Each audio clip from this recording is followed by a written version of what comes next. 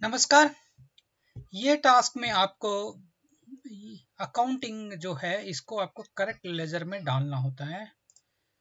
तो ये पहले दिखा दूँ, ये शीट में बेसिकली आपका गोल ये है कि आपको आइडेंटिफाई करना है ट्रांजैक्शन का कि वो कौन सा लेजर में बिलोंग होता है।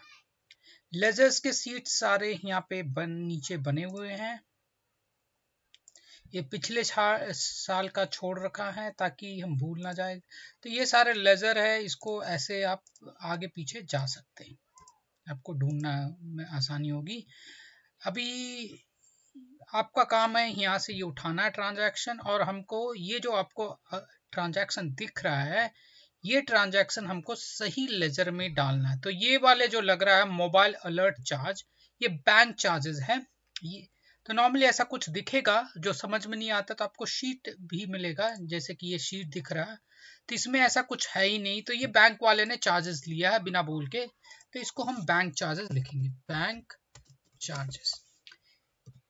जैसे हमने यहाँ लिखा ये ट्रांजैक्शन हम बैंक चार्जेस में डालेंगे। तो ट्रांजैक्शन पहले देख लेते हैं कि इसमें ये पेज में क्या लेता है।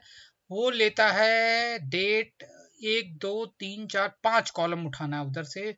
तो हमको इधर आना है, डेट से उठाना है, और 5 को 1 2 3 4 5 ये कुछ ये तो अच्छा ठीक है, वैल्यू डेट नहीं चाहिए फिर। हाँ, हमको यहाँ से उठाना फिर,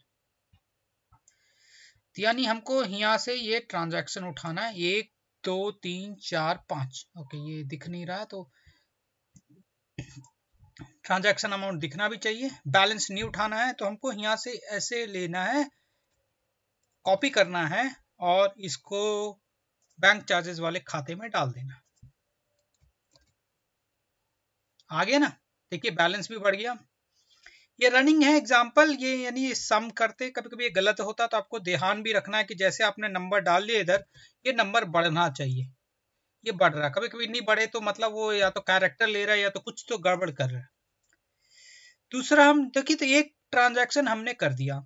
दूसरा है डेवलपमेंट, ये 10 का, ये हमको लग रहा है डेवलपमेंट है। डेवलपमेंट का ये आप शीट से कंफर्म भी कर सकते हैं, ये डेवलपमेंट बोल रहा है, तो यानी ये डेवलपमेंट हम इसमें लिख देते। ये इस कैटेगरी, ये कौन सा लेजर में जाएगा, ये डेवलपमेंट लेजर में जाएगा।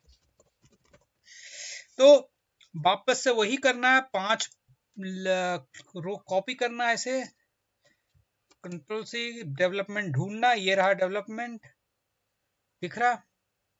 एक पुराना सैंपल भी छोड़ रखा है पिछले साल का ठीक है ना।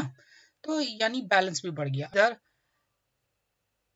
ऑफिस एक्सपेंस नजमा क्लीनिंग, ये यहीं पे पता चल जा रहा है, यहीं पे से भी पता चल रहा है कि डेवलपमेंट है।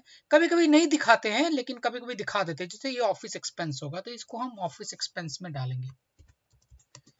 एक बार आप सारा लेजर समझ लीजिए। तो क्या क्या लेजर है, बैंक चार्जेस, डेवलपमेंट, ये इलेक्ट्रिसिटी, ऑफिस एक्सपेंस, ये legal and professional fee, marketing, salary, professional tax, repair, staff welfare, store stock, telephone, travel, salary भी। तो इतना सारा लेजर होते हैं, ठीक है ना।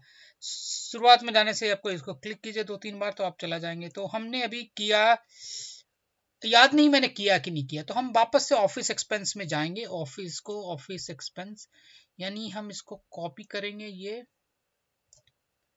और इसको ऑफिस एक्सपेंस ढूंढेंगे, ऑफिस एक्सपेंस, और इसमें डाल देंगे यानी बैलेंस आ गया।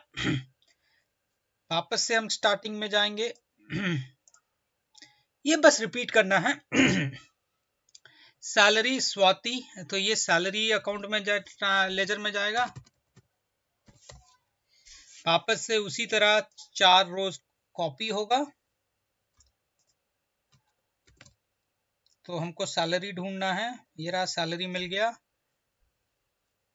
ये पिछले साल का एक छोड़ रखा था, मतलब सम पैटर्न समझने में, जैसे मैंने 4900 डाला तो 4900 यहाँ क्रेडिट आ गया।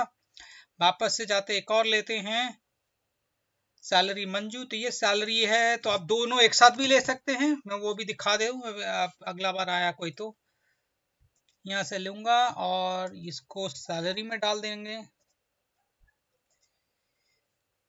तो बहुत ही आसान है लेजर्स।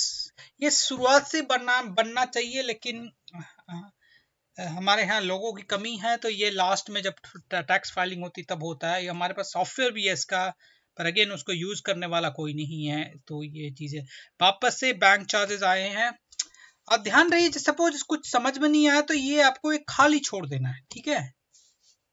तो बैंक चार्जेस है, ध्यान रखिएगा बिना ये लिखे तो आप जरूर ट्रांसफर कीजिएगा, नहीं तो लेजर बैलेंस नहीं होगा और बाद में बहुत परेशानी होती है। हाँ, ये थोड़ा डिफरेंट है प्रवीण सैलरी। ये इसका सैलरी पीबी अकाउंट में जाता है, जो कि हमने लास्ट में देखा था, पीबी सैलरी, ठीक है। तो ये हम यहाँ से उठाएंगे और इसको लास्ट में डालेंगे।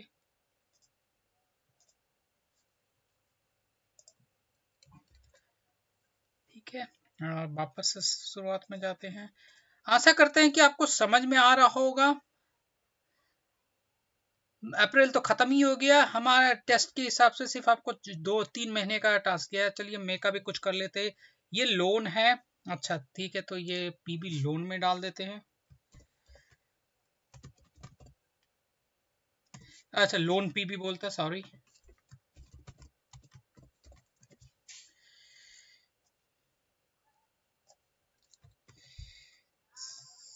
तो इसमें आप डालेंगे पुराना, इसमें थोड़ा, यहाँ इसमें सीधा सीधी नहीं आएगा, क्योंकि लोन ऐसा चीज होता है जिसका पुराना बैलेंस होता है।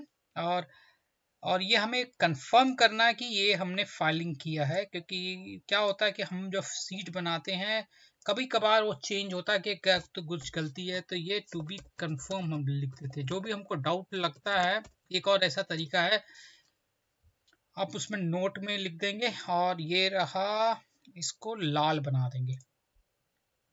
तो ये क्या होगा, ये अटेंशन में आ जाएगा कि हाँ ये चीज हमें रिजॉल्व करना है।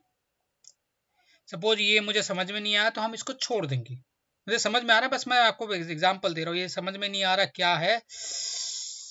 अभी देखिए सैलरी आया दो, तो सैलरी अभी दोनों सैलरी दोनों है, तो हम दोनों एक साथ भी डाल सकते हैं इसको सैलरी। तो 2-3 रिकॉर्ड जितना भी साथ में हो, आप जल्दी करने के लिए आप ये उठा सकते हैं दोनों चीज। ऐसे उठाएंगे, कंट्रोल सी, और इसको सैलरी में डाल देंगे। इसी तरह पूरा साल का खत्म करना। भी तो मैंने सिर्फ 3 महीना का डाला है। तो आशा करते हैं कि आपको समझ में आया हो। नहीं समझ में आ रहा हो, जितना समझ में उतना कीजिए, और जो समझ में नहीं आ रहा हो खाली छोड़िए। जिस खाली छोड़ने का मतलब है कि आपको ये समझ में नहीं आया है, तो आपके सीनियर्स इस पे डील करेंगे। इंपॉर्टेंट है कि गलती ना करें। ये टेस्ट भी दिया गया है, ये शीट जो है इस यूआरएल में एक्सेसिबल है आपको।